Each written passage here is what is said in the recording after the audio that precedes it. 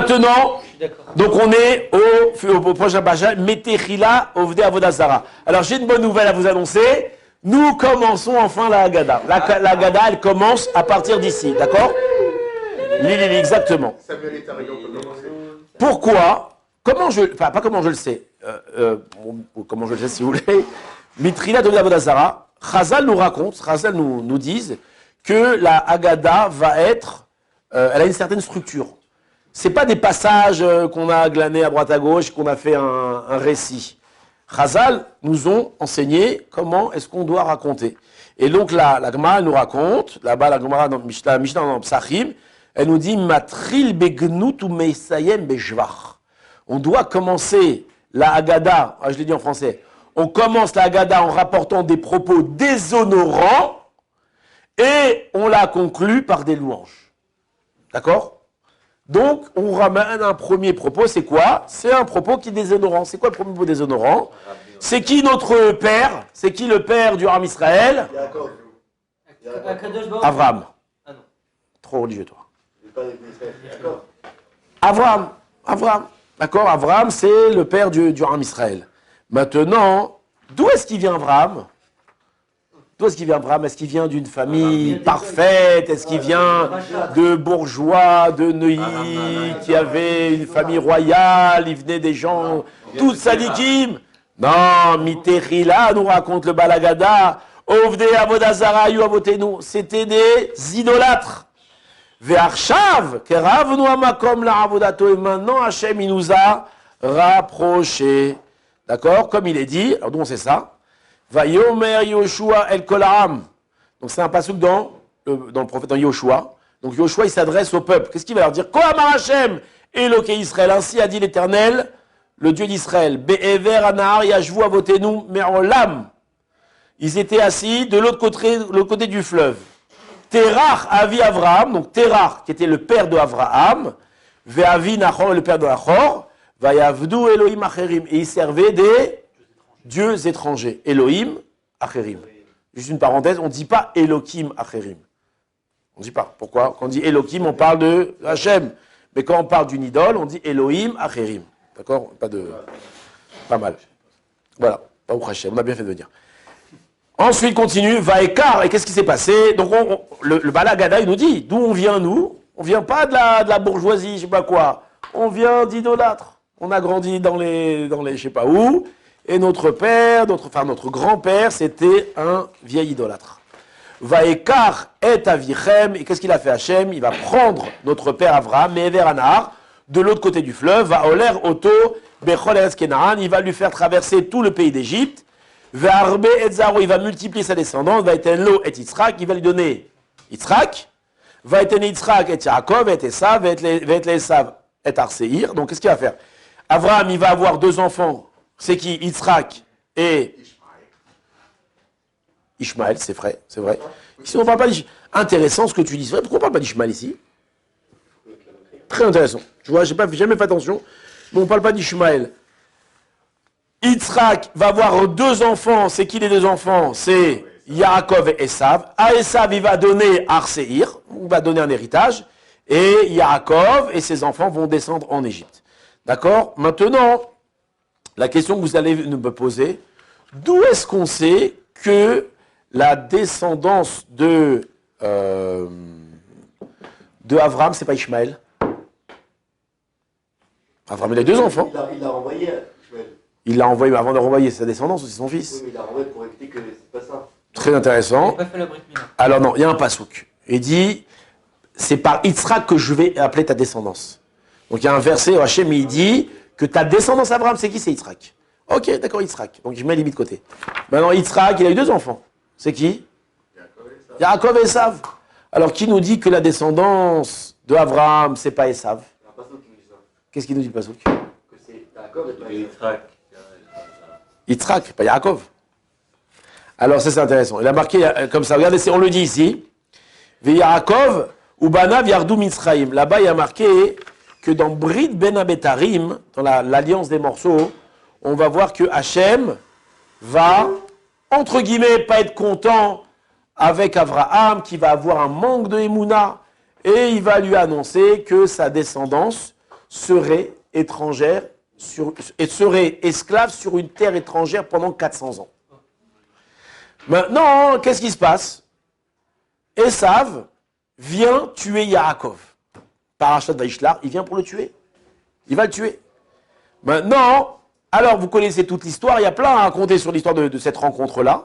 Mais il y a, Chazal, il nous raconte qu'il y a une autre discussion. Esav, il dit, maintenant je vais te tuer toi. Il dit, tu vas me tuer, ok, pas de problème. Mais si tu vas me tuer, c'est toi qui vas devoir payer ce que Hachem il a dit à Abraham. Qu'est-ce qu'il a dit à Abraham? Il a dit que sa descendance serait étrangère sur une terre étrangère pendant 400 ans. Donc si tu me tues, qui c'est qui va aller en Égypte pendant 400 ans? C'est toi, Esav. Qu'est-ce qu'il a dit, Esav? Il dit, alors c'est comme ça, non, c'est quoi? Avance, vas-y toi, et on se rencontre à la sortie d'Égypte. Et à la sortie d'Égypte, qu'est-ce qui va se passer? Qui va venir vous attaquer? Les Amalécites, c'est qui les Amalécites? Les descendants d'Esav, d'accord? Donc on voit que Esav n'a pas voulu aller en Égypte. Mais le problème, c'est que du fait que tu n'as pas voulu aller en Égypte, eh ben, tu as raté l'héritage d'Abraham. Parce que la descendance d'Abraham, c'est uniquement celle qui a traversé l'esclavage égyptien. D'accord? Et c'est qui? C'est nous. D'accord? Et donc, c'est ce qu'on nous dit ici. Alors, là-bas, on nous explique c'est qui Abraham? Abraham à Ivry. C'est quoi Ivry? Ivry, Ever. Ever, c'est quoi? Que là-bas, on dit que Abraham, il était de l'autre côté du fleuve. C'est vrai, de l'autre côté du fleuve. Alors, Abraham Avinu, lui, il a eu un comportement qui était différent des autres. Lui, il a vu que toute l'humanité, elle allait comme des bourrins là-bas dans un chemin, il ne réfléchissait pas. Et il croyait qu'il y avait des idoles qui dirigeaient le monde, il y avait des as, des forts, tout ça. Abraham Avinu a compris que ce n'est pas comme ça que ça marche. S'il y avait un créateur ce monde, alors la démarche d'Abraham Avinu, en soi, elle est très intéressante. On n'a pas le temps de la faire. Mais en tout cas, lorsqu'il arrivait à la conclusion qu'il y avait un créateur à ce monde et il était persuadé de ça, il est passé de l'autre côté. Et donc toute l'humanité marchait dans un sens et lui, il marchait dans l'autre sens. Et ça, c'est la maout du juif, c'est l'essence du juif. Que lui, le juif, il marche à contre-courant.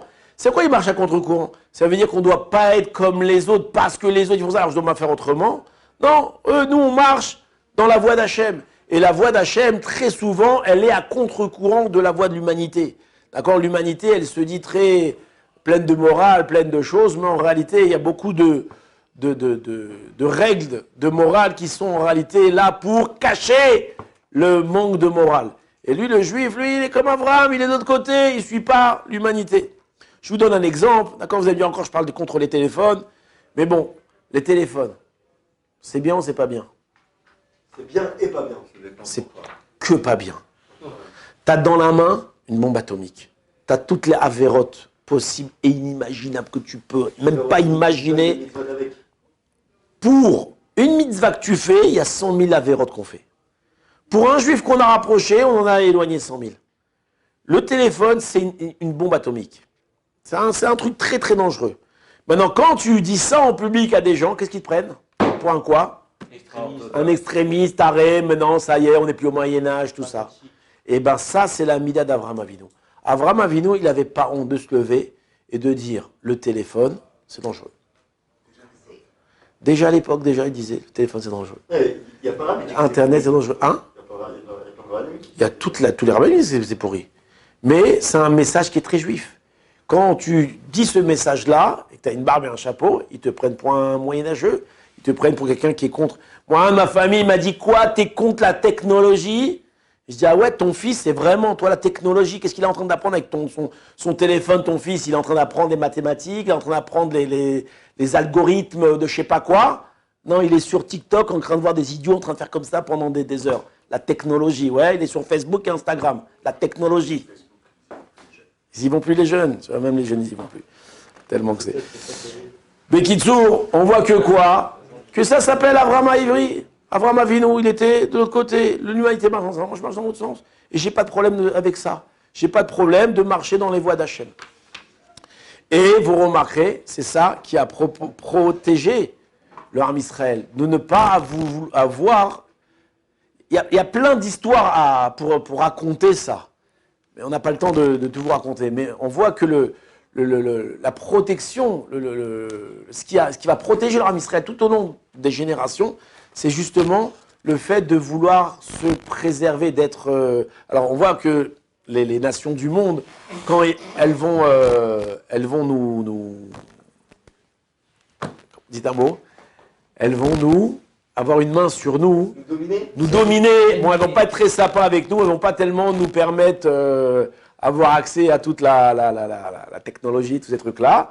On va être très mis de côté. Mais on voit le fait justement d'avoir été mis de côté, c'est ça qui nous a protégés. Et il ne faut pas avoir honte. Il ne faut pas avoir honte de dire aux gens, non, moi je ne fais pas ça, ou non, je ne fais pas ces choses-là. Je pense que ces choses-là, ça va contre... Des fois, on a honte, quoi. Je ne vais pas être comme les autres. Qu'est-ce qu'ils vont dire les autres? Que je suis un arriéré? Alors que les gens, ils disent, je suis un arriéré. Moi, c'est aussi quand je roule en voiture. Je roule doucement. Je ne suis pas un type qui roule vite. Mais pas mes enfants, ils me disent, ah là, papa, t'es un truc, t'es un grand-père. Et alors, traitez-moi comme un grand-père. C'est pas grave. Au moins, bon, je conduis de façon prudente et je ne mets pas les gens en danger. Alors, un homme, quoi? On me traite de grand-père. Oh là là, vite. Il faut absolument que je roule vite. Alors quoi, tu vas mettre les gens en danger parce que tu n'as pas envie qu'on te traite de grand-père. C'est pas grave, je préfère être ce que tu veux vis-à-vis des autres, mais au moins, moi, j'ai un chemin qui est droit et qui est propre. Et ça, c'est la maout du juif.